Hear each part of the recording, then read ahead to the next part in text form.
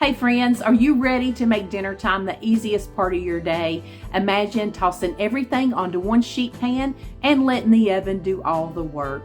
With minimal prep, healthy options, and it's a great way to use the last of those veggies hanging out in the fridge on their last legs. In today's video, I'm sharing 3 new sheet pan dinners that are packed with fall flavors and a colorful snack mix you'll love. And stick around to the end because I've got some fun highlights from our recent trip to the Blue Ridge Mountains to share. We've got a full plate today, friends, so let's get started. Got a lot of delicious looking things out here. Gonna make a sheet pan that just screams autumn today. Gonna be an apple cider glazed chicken and sweet potatoes. Also got some other veggies in there, and we kind of do it in 3 portions. We'll work on our veggies first, and we will put a glaze together that's going to go over them and our chicken, and then we're also going to do a little rub for our chicken. The first thing that I'm going to do is get my sweet potato peeled. I may use both of these. I might just use one, but I don't wash my sweet potatoes until after I peel them. This recipe just called for 1 sweet potato. It said about a pound, and most of the time sweet potatoes are pretty large, but this one was not so big. Doesn't feel like it weighs a pound. Let's just go ahead and peel this second one. This one looked a little worse for wear when I got it. It's not going to be much left on it anyway. Now that I've got my sweet potatoes all cleaned up, just going to chop them up into bite-sized pieces. We're going to try to keep them all about the same size so they'll cook at the same time, just into cubes. And if you wanted to use regular potatoes, you could definitely throw some of those in here too. Some little baby reds would be really good and pretty. And if you're a fan of butternut squash, that is always a good thing to use. And if you're a real fall girly, there's nothing saying that you couldn't use some pumpkin here too. Then I'm just going to spread them out on a really well-greased baking sheet. I've got 2 kind of small-sized apples. No need to peel these. I'm just going to chop them up and throw them on this baking sheet as well. I think these are pink ladies.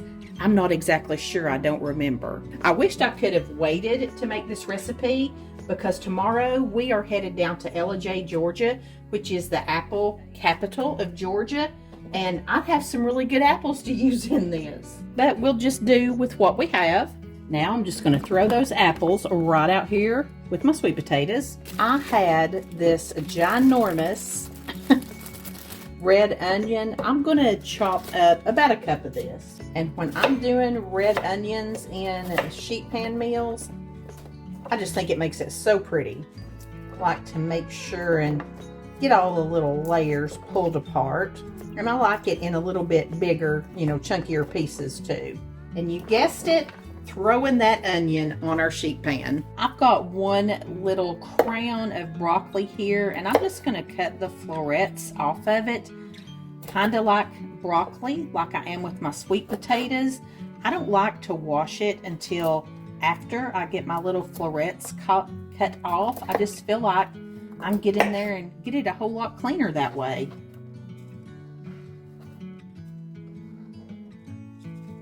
Got my broccoli washed. I'm going to set it to the side. Not going to put it on the sheet pan yet. It doesn't take near as long as the other things do to cook.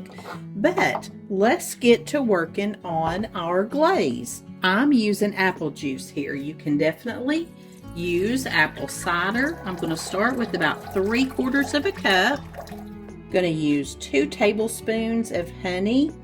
And I did spray my little measuring scoop here, my little measuring spoon with some nonstick spray, and it really helps sticky stuff just slide right out.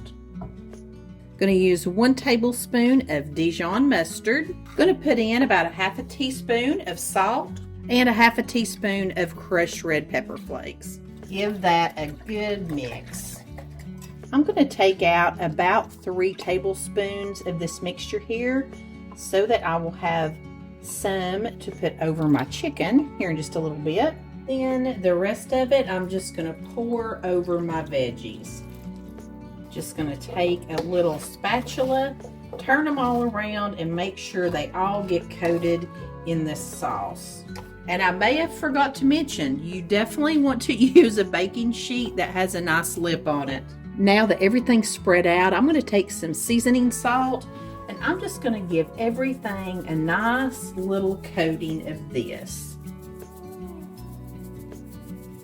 And I got excited and I didn't preheat my oven, so I'm going to do that now to 400 degrees, and I'm going to put these veggies in for about 20 minutes. While our veggies are roasting up, let's make our rub for our chicken. I've got 2 tablespoons of brown sugar. I'm going to use a teaspoon of salt, half a teaspoon of pepper, 2 teaspoons of chili powder,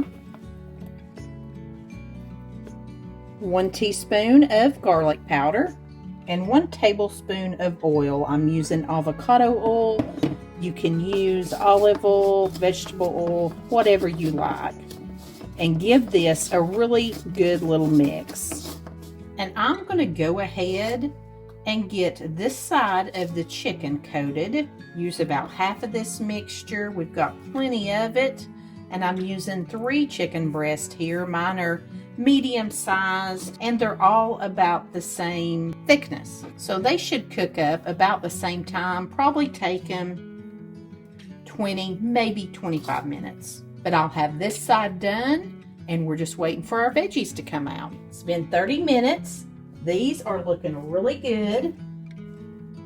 I'm going to give them another toss.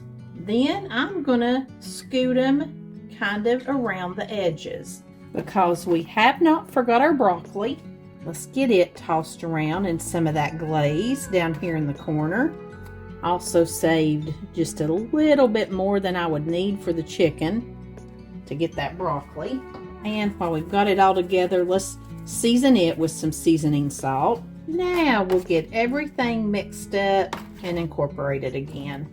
Now I'm gonna put a little room here in the middle. Let's bring our chicken over and I'm putting it seasoned side down. You know, I seasoned that front side of it. Now let's take our remaining seasoning and let's get the other side of our chicken all coated. Still had just a little bit of that glaze we made. I'm gonna drizzle each one of my chicken breasts with this, give it a lot of flavor, keep it nice and juicy. Now we're gonna put this back in the 400-degree oven for about 20 to 30 minutes. You want to make sure your chicken reaches an internal temperature of 165 degrees.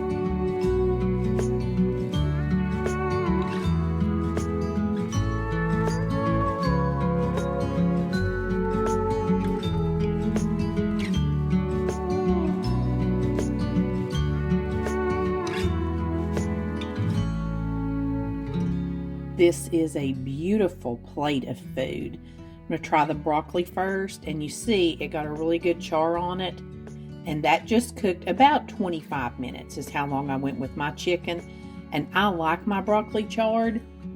That's really good, but if I had put it in there at the first, it would have been way too much.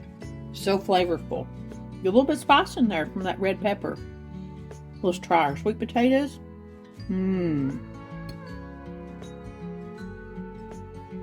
Get a little bit of this onion and some sweet potato together.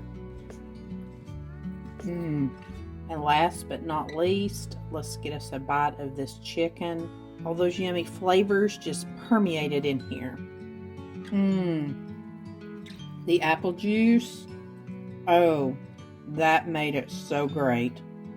Give me a little sweet potato with that bite. Friends, this one screams fall. A little bit sweet. Little bit spicy, very warm and cozy. You're gonna love this one. All in one pan, easy cleanup. Patrick was over here getting his plate and I was biting into something on mine and I was like, what is that? Guys, I forgot about the apples. The apples are so good. Had so many little things in here, I forgot what all I had. This is autumn on a sheet pan. So good. If you've been watching my channel for a while, you know how much I look forward to the seasonal jams from Jammin' Jams, especially the fall ones. This local to me business has been a favorite of mine for years, long before I started sharing videos on YouTube, but I love that I get to share them with you now. This fall, they've really outdone themselves with their new carrot cake jam. It's like heaven in a jar with carrots, apples, pineapples, coconut, golden raisins in place of the nuts for those with allergies, and warm spices. The carrot cake jam is amazing. And of course, they've brought back their no sugar added apple and pear butters, so rich and naturally sweet from the fruit itself. Jammin' Jams are made in small batches with the freshest ingredients, and you can taste the difference. No artificial flavors, gluten-free, dairy-free, vegan, and low in sugar. Plus, there's no mystery about what's inside. The ingredients are simple and easy to pronounce. If you're into something a bit more adventurous this season, you've got to try their new raspberry jam made with blackberries and raspberries, or the fan favorite Bigfoot jam. And my personal favorite is spiced peach. You know I love the fresh summer peach, but when they add those fall spices, it's like a warm hug in a jar, friends. And don't think that jams are only for breakfast. Jammin' Jams has savory options too. Perfect for wraps, marinades, sauces, and appetizers. Their fig jam is incredible on charcuterie boards. With its light honey maple flavor from Turkish figs, it pairs perfectly with any meat or cheese. And you might have noticed their sleek new jars too. They still hold 9 ounces, but they fit perfectly in your fridge door. If you're not sure where to start, try one of their sampler bundles, and they're perfect for gift giving too. And friends, I know what you're thinking to yourself, and the Christmas jam will be back soon, real soon, so keep an eye out. As always, Jammin' Jams has a great deal for my viewers. Head to jamminjamstn.com and use code MOMMAMAIL for 20% off your $35 order through November 30th. All the details are linked below, and let me know in the comments what new flavor you're trying this fall. And thanks so much, Jammin' Jams, for sponsoring today's video. Tonight I'm going to make a sheet pan meal with some broccoli, potatoes, and some honey mustard pork chops. The first thing I'm going to do is get my oven preheating to 400 degrees, and I'm going to dice up some potatoes. I'm probably got about 3/4 of a pound of these little baby Yukon Gold potatoes, and I'm going to cut them up into sort of, bite-sized pieces. I want all my pieces to be about the same size so they'll cook at the same time, and I want them to cook a little bit quicker, so I'm cutting them in smaller pieces. I'll also be starting these cooking before the rest of my stuff because the potatoes do take just a smidgen longer. Now, you could definitely use cauliflower instead of potatoes for this portion of your meal, but Patrick, he's not a big fan of broccoli and cauliflower like this anyway, and I know he'll enjoy these potatoes. I'm gonna get all my potatoes over here in a bowl. I'm gonna drizzle them with just a little bit of some avocado oil, a little bit of black pepper, a little bit of salt, and I'm gonna sprinkle in a little bit of Italian seasoning. I'm gonna give them a good toss in this bowl. Of course, you could do this right on the sheet pan. I just think it's a little easier to mix them up in the bowl. I've got a nice big baking sheet here, and I'm just going to line it with parchment to make for some easier cleanup. Spread my potatoes all down one side of this, and I'm going to let these cook for about 10 minutes in that 400-degree oven. While the potatoes are starting, I'm just going to take my broccoli and I'm going to cut it up into smaller little florets. I like them in more bite-sized pieces, and we're just going to prep it up to go on the sheet pan when the potatoes come out. Prep it just like I did the potatoes with a little avocado oil, some Italian seasoning, a little salt, a little pepper. I'm not really doing any measurements tonight, but I'll have you a full recipe linked below with detailed measurements and information. Now we're just going to set this aside and make a honey mustard sauce. We're going to start with a half a cup of just a regular yellow mustard. I'm going to use some Worcestershire sauce, 1 tablespoon of it to be exact. And full disclosure, the original recipe that I'm taking inspiration from called for coconut aminos. That's nothing that I have. The reason they were using the coconut aminos is because the way this is originally made, without my revisions, this would have been a paleo, Whole30, gluten-free recipe. And coconut aminos have less sodium than soy sauce. They're a little bit sweeter and they're gluten-free. And actually, I'm using 2 tablespoons of Worcestershire sauce.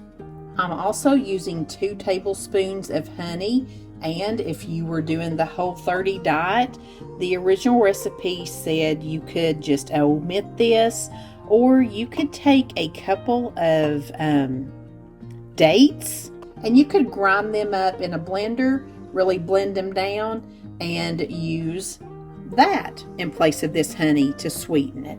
And if you are interested in the very original recipe that I took inspiration of, look in the notes section of this recipe. Whenever you pull it up, anytime I'm finding inspiration from another recipe, I'll always have the original one in the notes section. Now for apple cider vinegar, we're going to use a tablespoon of this.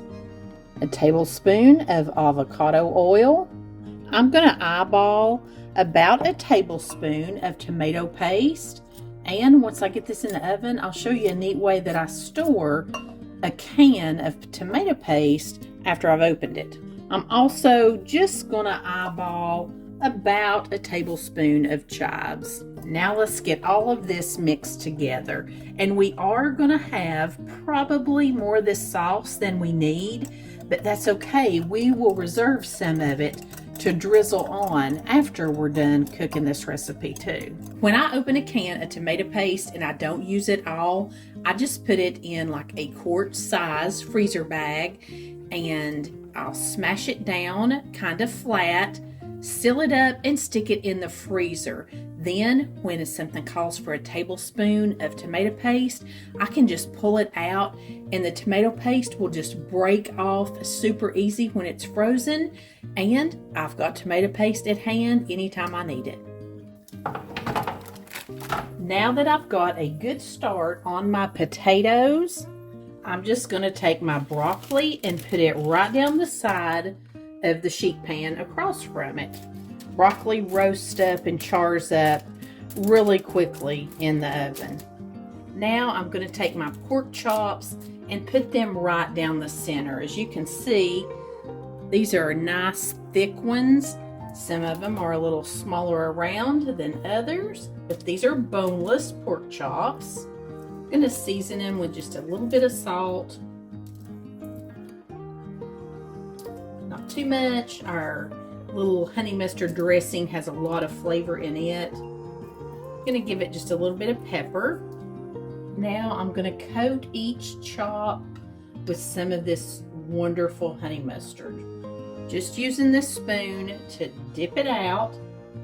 If I need to get more, I'll get a clean spoon. It's okay if this runs over the sides a little bit and gets on your veggies. It's great for dipping veggies in. Yeah, I think I'm just going to put a little bit more on these. Now that we've got our pork chops and our veggies on, I'm going to put it in that 400-degree oven for about another 20 to 25 minutes.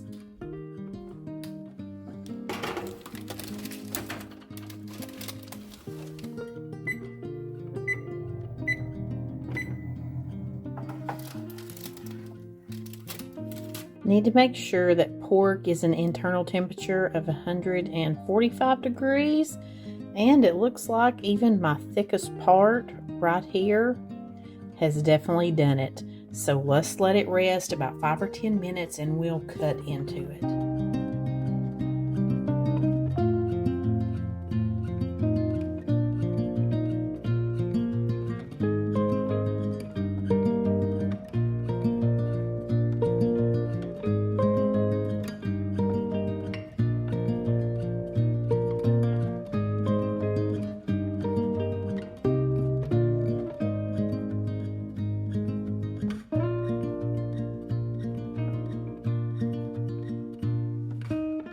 I've already tried this sauce and it is so good. Let me try it on this pork chop. That is so delicious. Very fall tasting. Really good honey mustard. The potatoes were just perfectly done. Starting them a few minutes earlier. Of course, if you wanted to use cauliflower, like I said, or if you wanted to use Brussels sprouts, that's another really good veggie that's great on sheet pans because it doesn't take long to cook. It's in season right now. Green beans would be really good on here. Also, squash or even pumpkin again, but those would take a little bit longer to cook. And I love my broccoli charred like this. This one is great, guys. Got to give it a try. Super delicious. And the pork is succulent. Perfect for fall. You need to give this one a try. Your family is going to love it. Today we are going to make some chicken fajitas, but we're going to do them sheet pan style, all on one big pan. Got all of my stuff laid out here. This one is so good and such easy cleanup. You're going to love it. To get started, let's preheat our oven to 425 degrees. There's not a whole lot of prep for chicken fajitas. We just got to cut up our veggies. And I'm going to use 2 bell peppers. These were some that were kind of just on their last leg in my refrigerator. That's why I decided to make these. Plus, I love them. I'm using yellow and red. You can use whatever colors you like.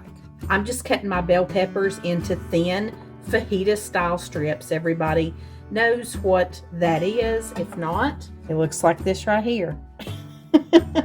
And honestly, there's really not anything the least bit fallish about chicken fajitas, but if you've been around here, you know I love Tex-Mex. I mean, there's a good chance, as clumsy as I am, I could fall over my kitchen rug while I'm making this, so then we could maybe consider it fall. When you get them sliced up, just going to put them into a big, large bowl here. I've got about a medium-sized onion here, and I'm going to rinse this. That is just a little trick that my mama taught me that will keep your eyes from watering or burning when you're chopping an onion. Now granted, I usually use sweet Vidalia onions and they're not necessarily real hot anyway, but they have been known to burn my eyes before. And I'm just going to cut this in half, then just slice it into thin pieces.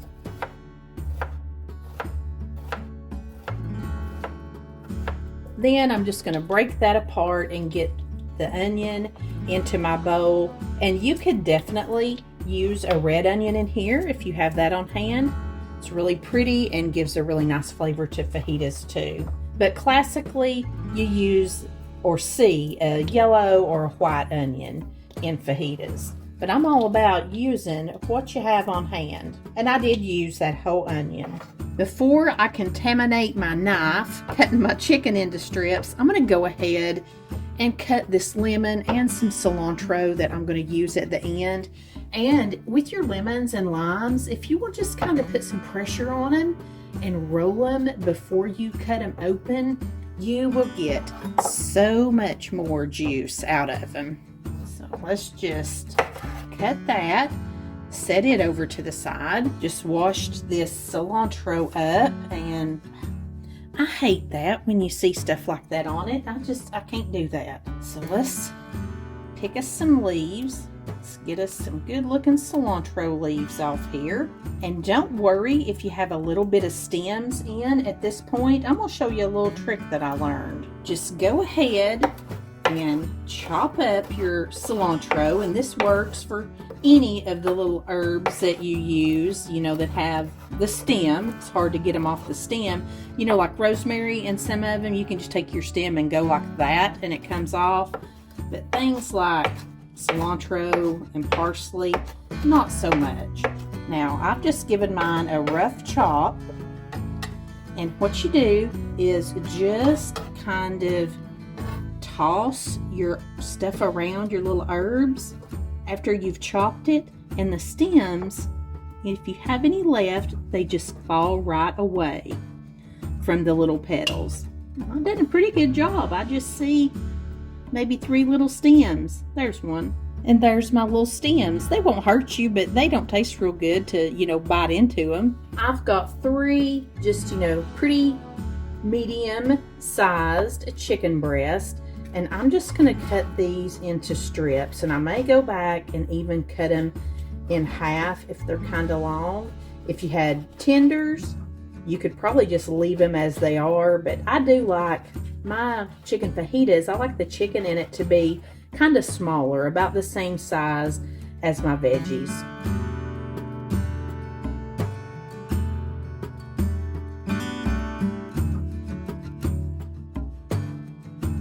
And the smaller the pieces are, the quicker it'll cook too. And just like with tacos, with fajitas, you can use chicken, you could use steak, beef, you can do shrimp, whatever you like for your protein, just feel free to use it. And I think these 3 chicken breasts were about a pound. Into the bowl. If you have been around here long, you know that your girl is not afraid to use seasoning packets. I love them. I have no shame in them.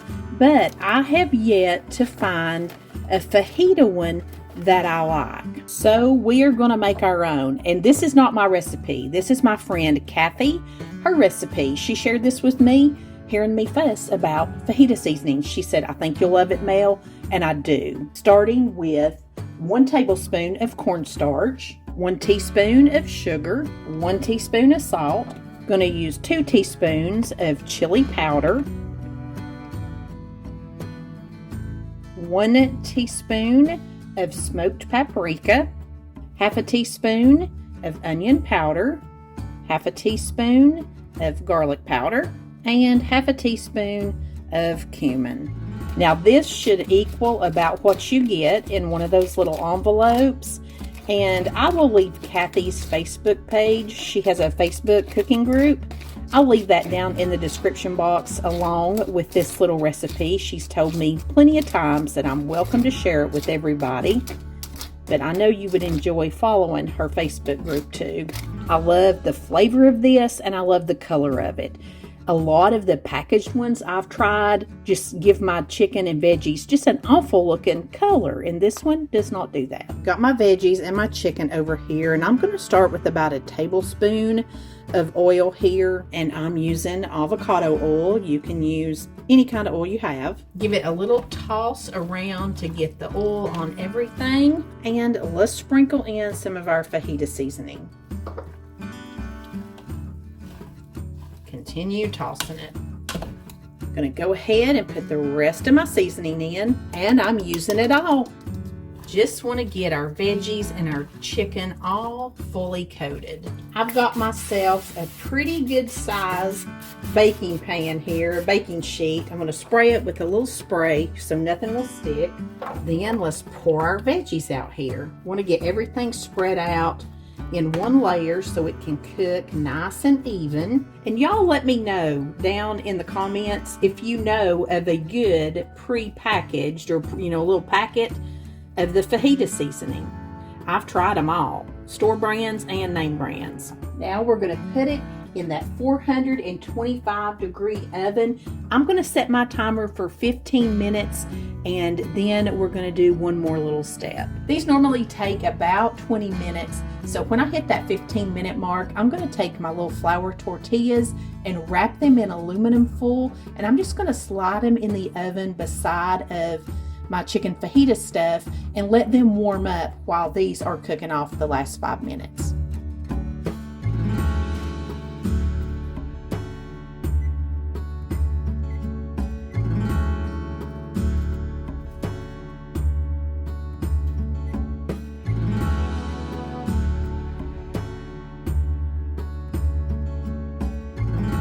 Isn't that beautiful? We got our tortillas all warm here.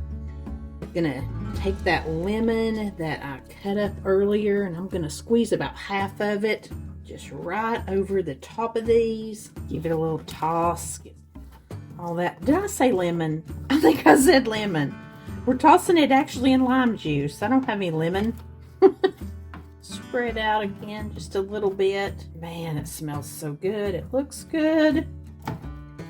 Can't wait to get into it. Let's take a little bit of that cilantro and sprinkle it right over the top of it. It's wanting to stick to my fingers. They're wet from that lime juice. Patrick better hurry and get home. Because I tell you what, I am liable to eat this whole sheet pan of goodies before he gets back. Him and a friend of his have gone to ride motorcycles across the Foothills Parkway today. They've got perfect weather for it. As per usual, I have to cram mine full of stuff. I like all the toppings. You could put you some refried beans on the side here or make some Spanish rice. If he were here to eat this with me right now, I'd do that for him, but I'm just eating, friends. And I love to make a plate look pretty. We eat it with our eyes first. They're so pretty, friends. Look how pretty. Look how pretty they are. I just noticed. Before I taste this, I gotta get that lipstick off, or it'll be all over me. This sheet pan was too pretty not to jump on here and take a thumbnail picture with it. Okay, as per usual, mine is full of all kinds of goodness.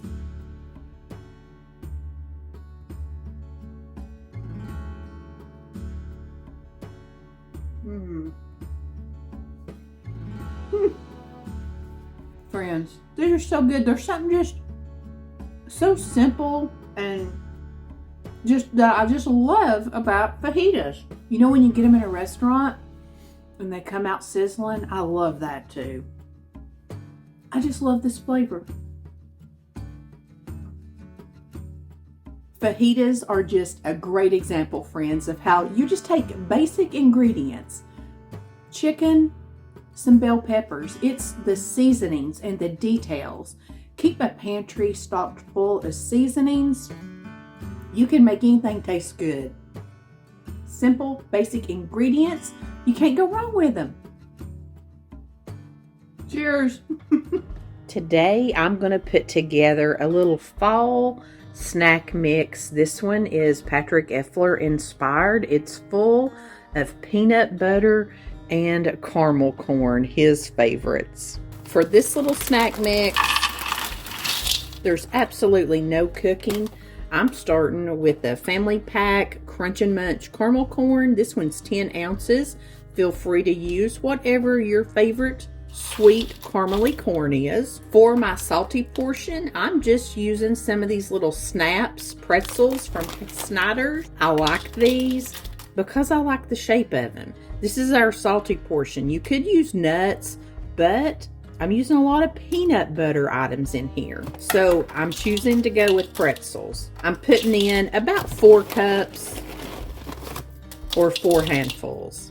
You could use candy corn, but I love this autumn mix. It has candy corn, Indian corn, and the little pumpkins. And I just happen to already have a bag of this that I've had opened and eaten out of just a little bit. Just, a couple of cupfuls of this. Now for the Patrick Effler portion of the program, I'm using one of these little 7.5 ounce bags of the little Reese's Minis.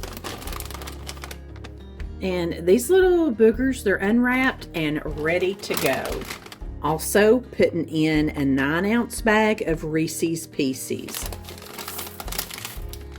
And this is just the most pretty fall colored little treat. And I'm just going to use my hands to gently toss this mix and get everything combined. Now this is just my version. You feel free to use whatever you like, whatever you think you need more of, less of. We used to have a peanut allergy in our house, so things like this now are a real treat. This is Patrick's favorite. It would be very tempting to just eat this whole bowl. So I'm definitely bagging up some of this to treat my parents and Patrick's parents. It's a great little festive treat to share with the rest of the family. We don't have to save all of our good treats for Christmas. You could throw this together out of stuff for any holidays.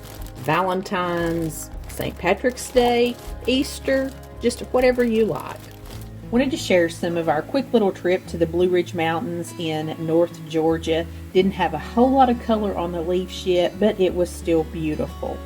We went to the Amicola Falls, which in Cherokee, that means tumbling water. This is a 729-foot waterfall. I tried to capture as much as I could for you. It's the highest one in Georgia, and North Georgia is full of tall waterfalls. We stayed in Ellijay, and Ellijay is just a really quaint little town. It's the apple capital of Georgia, so of course we went to B.J. Reese Orchards and got apples and apple cider slushies and did all the fun things. In Cherokee, Ellijay means new ground, and it did used to be a Cherokee village and a trading center. While we were in Ellijay, we ate at a new restaurant called The Roof. It was delicious. We ate lots of good food everywhere we went. We also went down over the swinging bridge that's over the Toco River. It's a little more in depth to get in there, but still not hard.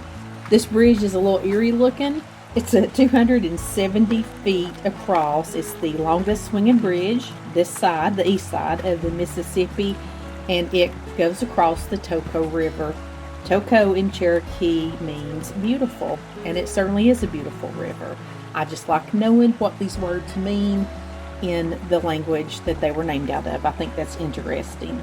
This is on the Benton McKay Trail, part of the Appalachian Trail, if I'm correct. If I'm not, you can correct me, but that was really something to see. We also went to Blue Ridge. Blue Ridge is another quaint little town. The thing I loved about Blue Ridge and Ellijay, they had lots of cute little shops to look in and lots of murals painted on the sides of buildings, and I loved that. And while we were in Blue Ridge, we rode the scenic railroad, which of course also went up beside the Toco River, took you back up to the Tennessee state line. That was just a lot of fun. We'll definitely be going back and getting pictures when all the leaves change. You know, that's what I love to do in the fall. But it was just great to get away. It was just me and Patrick and Maddie, a couple nights away from home, full days, lots of good food, lots of good fun and family, and saw some beautiful sights. And I just wanted to share it with you guys. Click here if you'd like to see some more sheet pan meals. They're so easy and versatile. I've made a lot of them over the years in various flavor profiles and using lots of different ingredients. And thank you so much for spending some of your time with me today. I appreciate it more than you know. Until the next time I see you, I send you love from my kitchen.